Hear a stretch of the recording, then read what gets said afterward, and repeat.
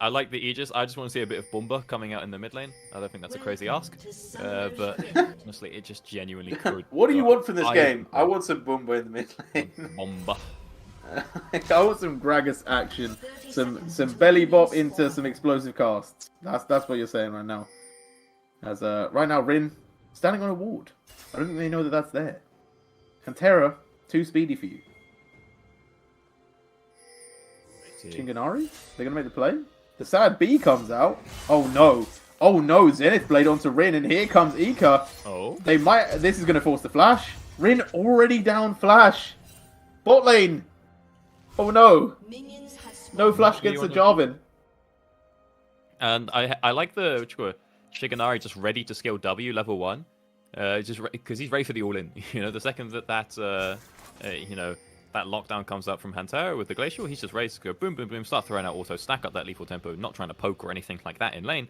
And just, yeah, instant blows the flash. Do not want to be blowing the flash versus the Jarvan. We'll see now if Skewmond wants to change his path. He is starting up on the top side. Is he going to go for just a level 3 clear, which is something you don't see all too often, but it's still pretty viable when there is a flashless Varus down in that bot lane. Maybe it just looks like a level 2 on mid, but that vision has come through already over on the chickens.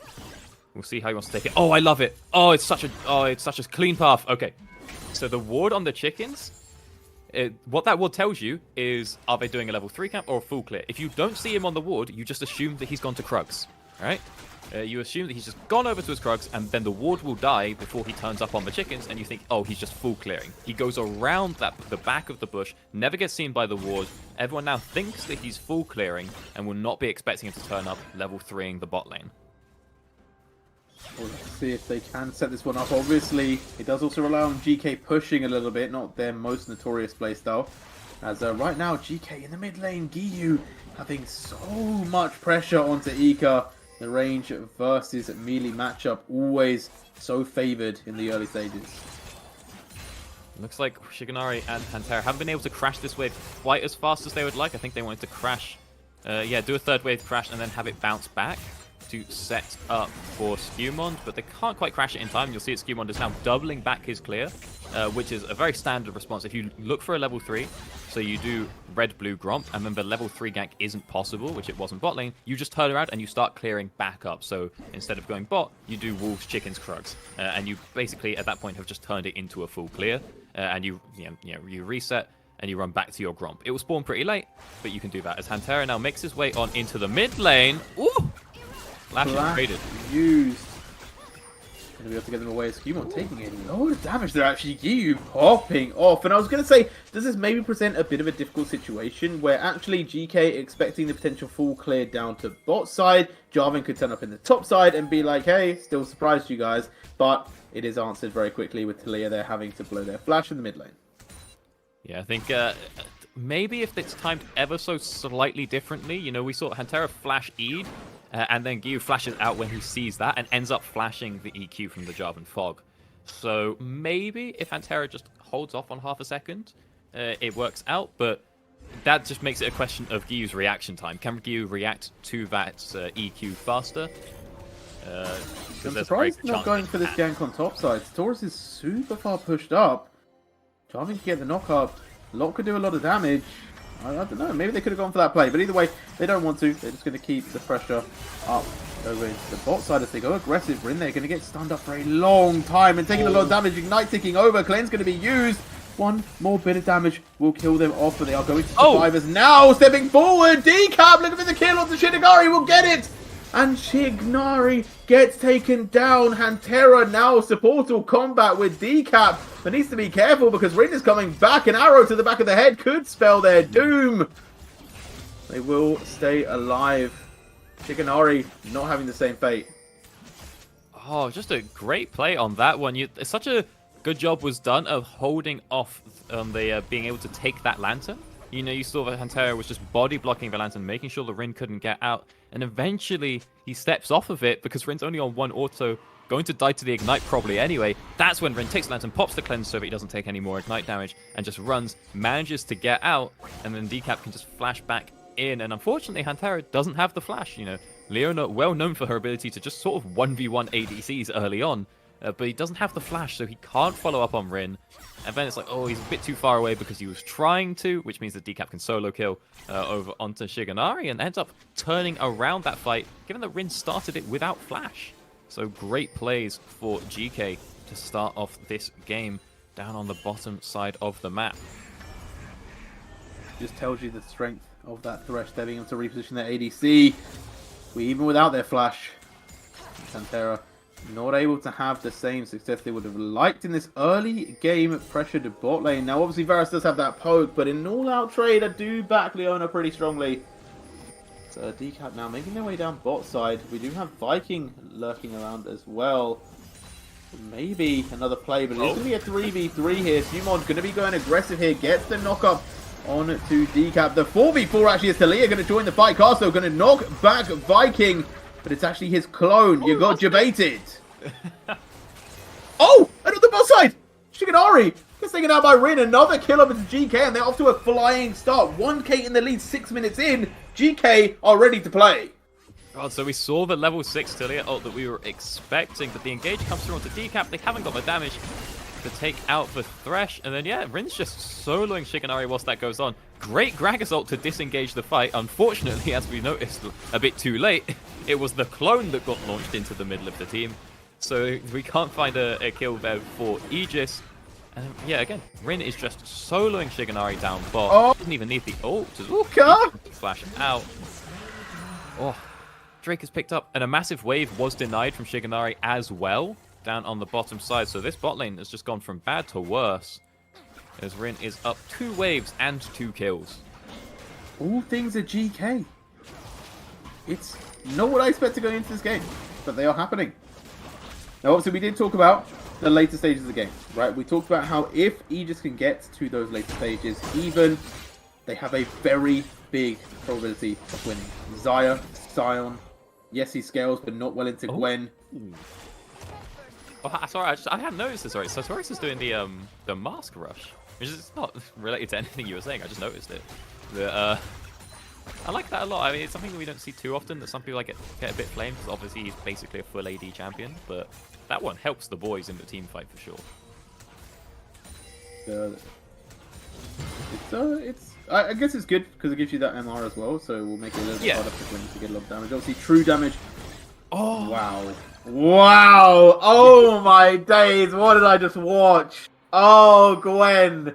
I don't see this champion very often, and I always forget how broken this champion can be. Dodging the full knock-up damage in the Hallowed Mist. God, it's not even about dodging that. For me, I just hate that she's untargeted, so you can't even like try as well. Oh, but she is targetable now. Takes a lot of damage. Skewmon as well, but Lot's going to be stepping forward, but may have to back away because Viking is here. Skewmon with the flag and drag gets away, but the same cannot be said for Lot. Goodbye, Gwen. And GK with another kill. Herald is going to go over to Aegis, so they do pick up something for their problems. But GK very much in this game, very much pushing ahead. Yeah. And if they can keep consistent throughout the mid game, maybe we go to a tiebreaker. Oh yeah, they're very much in a position to take it to that secret third game. I will say, pretty egregious from Lot on that one. But you know, he walks up to take the eye event. Oh! Sarah looking really with the dodge. Shades of Corruption is going to be cleansed out. Shigenari able to get some space and walk away. Does have the Featherstorm as well. God. Can definitely get out of that one. Look, the point is, Lot could have taken the eye, turns around because he's like, oh, I should give it to Skewmon. Better to give it to a jungler. And then suddenly neither of them can get it. So Skewmon walks up to try get it, instantly has to lose his flash because there's like 3 people collapsing on it. And then Lot dies to get it. I think if Lot just instantly picks that one up, he can just run and dash out the back of the pit and Skewmon can EQ out. Maybe. Oh my god. With a solar flare. But basically, there could have been a world where they both live and nobody has to flash. Yeah. Solar flare committed down on bot. Not the longest cooldown, but it means that it can't be used during a roam onto the mid lane, if that was the plan. As Viking and Decap now find themselves heading on into this river, and Decap will be spotted out by that pink, I believe. He still, maybe he wants to stay around. No, he will be. So a bit of time before they will be going for this contention of the next dragon, and EU having a pretty nice lane. Now, I will say, shout out to Ika there, keeping the farm the same in a pretty rough matchup. Also, by the looks of it, going for a bit of a rush, similar to the Sion. And we'll have to keep tabs on that one as right now Decap going down to the bot side. Shiganari also there, but it might be time for Skumon to make an appearance. And we'll see what's going on. Flash available for both, and of course for Lantern makes the Cataclysm lose a fair bit of its threat, as Eco going to be forced to just body slam away from this one. Ooh, a bit of movement. Yeah, we'll be able to keep himself. Either. Good distance there, good movement. To the left and right. To walk away, as right now we're talking about the Lantern has been used. So Cataclysm now gaining a lot more potency, like you talked about a bit before, but GCap just trying to keep them away. There is the Cataclysm going to lock Rin in, but a flash! And the kill, and Rin is having a great game. In comes Viking now, and Hantera in big trouble, is going to fall down. Shiganari goes into the sky, he gets up high, but will it be enough? The feathers fly, but he gets one, will go down. 3 kills in the bot lane. GK coming out successful again, 6-1, 2k gold lead, and maybe even some more tower platings. It's the first kill of the game picked up for Aegis, but at a pretty hefty cost. Multiple members going down, as I said, the plates being secured for Viking, their CS being denied, XP being lost, and again, it just seems like a bit of a forced play there, but you know they both have flash. You've got the Lantern as well. I think, you know, once Human goes in, once the... I feels like the Decap flashes out, and that's kind of the end of it. But instead, Human keeps going, goes for the Cataclysm in onto Rin, who just flashes out, and has now face tanked a lot of autos from a fully ramped up lethal tempo Varus. It gets popped pretty quickly by the Blight. It just ends up going down suddenly. Now Wukong's here, and it's, again, all gone pretty horribly wrong for Aegis. Oh, bit of a pick made. Maybe not. Out, but in trouble now. Ika just taking so much free damage there. Just before the Dragon Fight as well. It feels like they're just going over Zealous here as another hook gonna land because too much aggression, but they followed it up this time and they managed to get the kill onto Thresh, but a stun is gonna go back. Skumon now very low, will fall down just before the dragon, and here comes Chains of Corruptions. Hantera in trouble, one more auto does it, and again Aegis going aggressive for no reason, losing tempo, losing map control, and second dragon is GK's for sure. Yeah, we just don't need to be this keen. Aker going in, on his own for, trying to find a pick in the jungle. It's a pick onto the support who's tanky already. He's not the most premium member. It doesn't have the damage to burst him out because he's gone for a rower. It's more of a bruiser build, not a, if this is a Dark Harvest and a Night Harvester, yeah, he can go for that kind of assassination burst, but this is something that's much more for the team fight. So he hasn't really got the capability to find that guy on his own, and then suddenly he's just in the middle of 3 people. And Skumon's going in as well. At least they managed to get one, but yeah, the Drake just ends up going down yet again. Rin in a great spot right now. Absolutely chilling 4-1. You'll see that Viking's gone ahead and grabbed himself the Sundra already, which is going to do absolute numbers when it comes to contesting any of the 3 tanks that may want to stop him from getting this here Rift Herald. And yeah, I mean, it's looking pretty good for GK right now. Their chances of taking this to a tiebreaker are strong, and given that it's been so dominant early, if you then take it to a tiebreaker, you have to play again versus the team that you just absolutely rolled, you're feeling pretty happy, and Aegis, they're probably not feeling great. You talked about the 4-1 Varus. Rin obviously being a star player for this team, showing up once more. I'm going to ask you, we talked about how the game early, if it goes towards GK's favor, they can get a lot of advantages, and Aegis will have problems if they can't take it to the late game even. How far back has their timer been pushed? I talked about 25 minutes, but with the pace that GK have, it feels like Aegis going to need a lot longer to scale up. Yeah, I mean, it's going to take a while, right? Because scaling is relative. It's not one of those things like, oh, we hit the 40-minute mark, it doesn't matter, we just won. It's about being stronger than your opponents. And so not only do you now have, attack speed Varus versus Xayah, which is already 2 champions that scale very well, the attack speed Varus is now like 2 or 3k ahead of the Xayah. Not 3. But, he's probably sitting somewhere about the 1.5 to 2k mark. So you're going to have to get through that as well. Ooh. Maybe this is how you start it, a dive onto the cap. In trouble here, gets the hook, but Hantera tanking. It's just, oh, damn. Oh, damn. Shiganari taking 1 tower shot, losing over 50% of their HP. But either way, a solid dive nonetheless. Aegis going to pick up another kill. They do manage to at least pick up the kill onto Shigenari. You know, they hand that one over. And so they do make sure that that one can but more fighting. Extra gold. Ika going to be able to get away. Damage just short. So flash forward. Still going to miss. Giyu not able to land those rocks. And Ika just about survives. Alright, he manages to get out just by the skin of his teeth there. Does have to, doesn't have to commit that flash, but you see Satori is now absolutely chilling up in the top lane. Now he's finished to this this mask. He's feeling pretty comfortable. We haven't really seen top lane a lot because, that's not a pun I swear, because there's been a lot going on the rest of the map. But it looks like Satori has gone ahead and just got himself a couple of demolished rocks and finds himself the first turret of the game in a matchup that Lot chose. You know, this was the counter pick handed over to the Gwen. And it's not working out too well. All things going GK's way.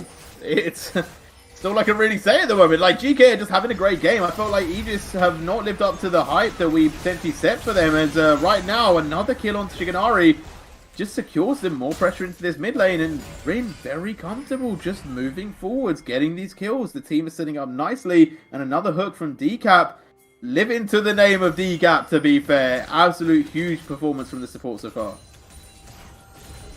Absolutely. I mean, went pretty well for the team finding the hooks that he needs to. As we'll take a second to think, what is the plan for the boys right now? Nothing's really up. We have the Drake coming up in a minute. Because whilst you're so ahead, you know, whilst you've got these massive leads across the board pretty much for GK, you want to try and lever them into something. You know, so that's probably going to be the Drake, and maybe Aegis can use this to try and just pick something up on the Scion. Just go take a look. Sartorius is gone for a mask first item, right? He's got Swifties, as is pretty customary on the Scion, so you can at least do something during the passive. Maybe this means that Skewmon can just run up top and grab him when he goes for that tier 2.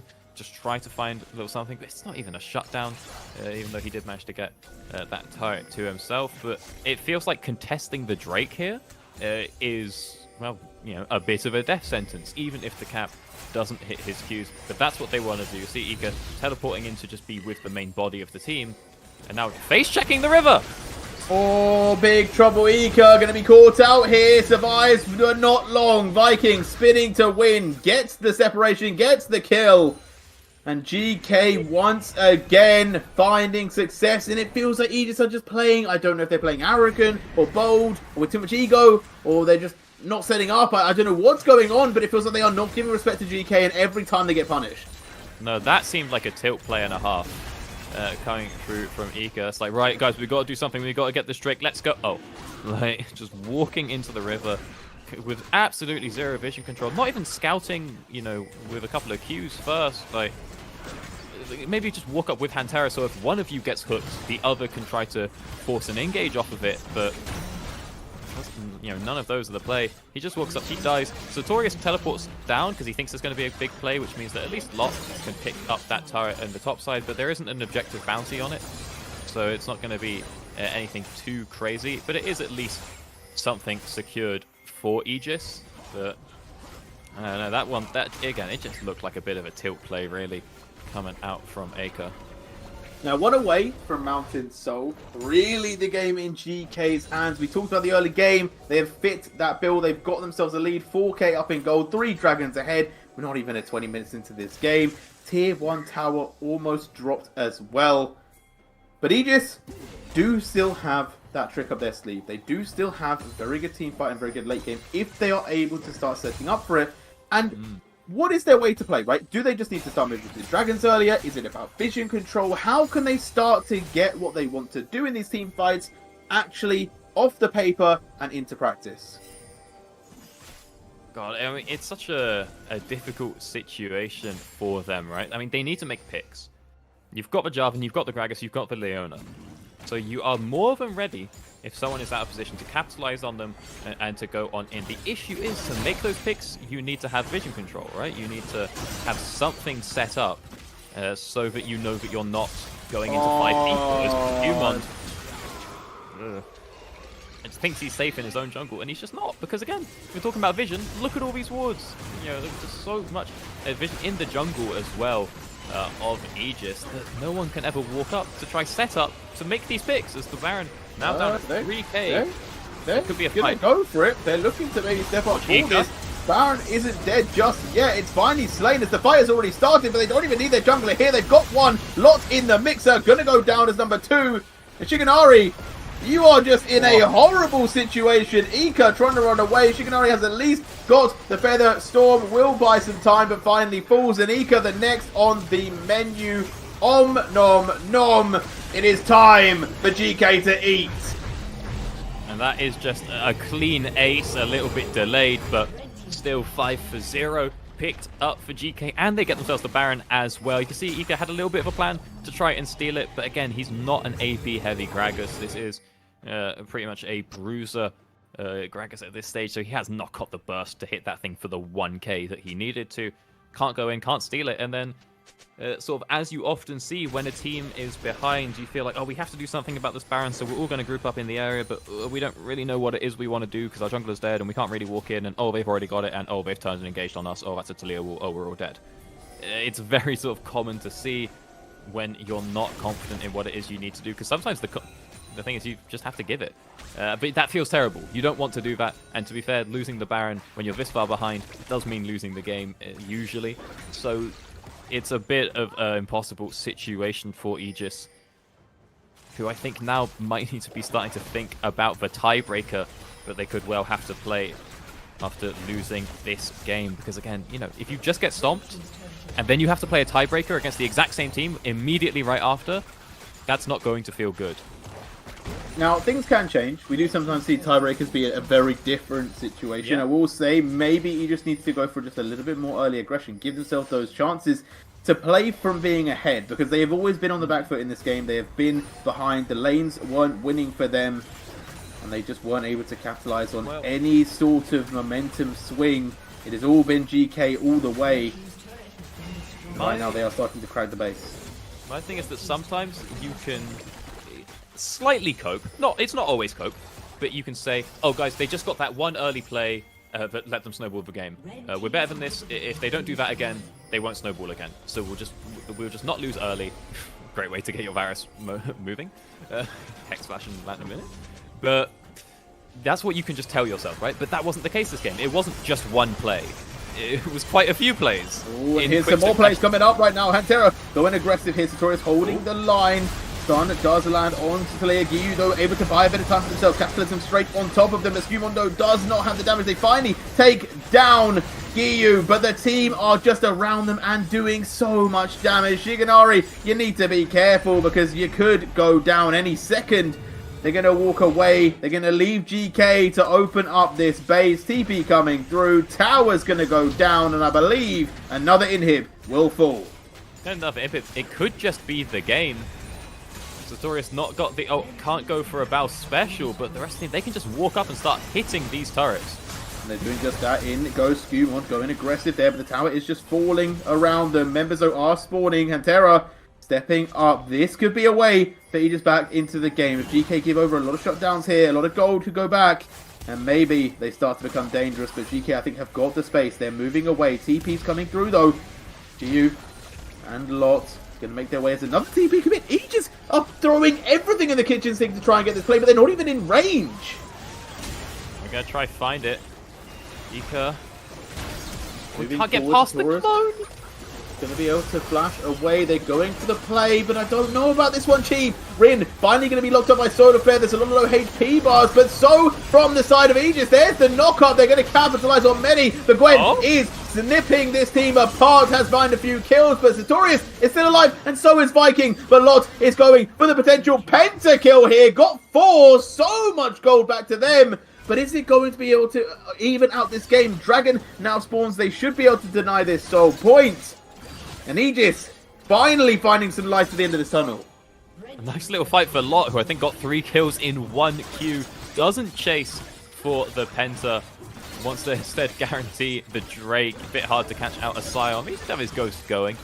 But no, we'll go over, we'll get this objective, make sure that the Mountain Soul does not go over. It's going to take quite a while, because you can't really ramp up your Riftmaker versus that one, so a lot of Lot's damage is gone, but they'll get it eventually. Pick this one up, Lot holding onto his Q to make sure he can sort of use that to get a bit of a pseudo smite. As now Sartorius makes his way back over towards them, will scare them a little bit, which will delay their resets, because you just want Lot to not spend the money that he just got, and if you can find a pick onto Hantera, that's going to be nice as well. Force him to flash out, deny any potential surprise engages as your team make their way on over towards the Baron to once again set up the vision that we saw them with before. The chains and the flame both go a little bit wide.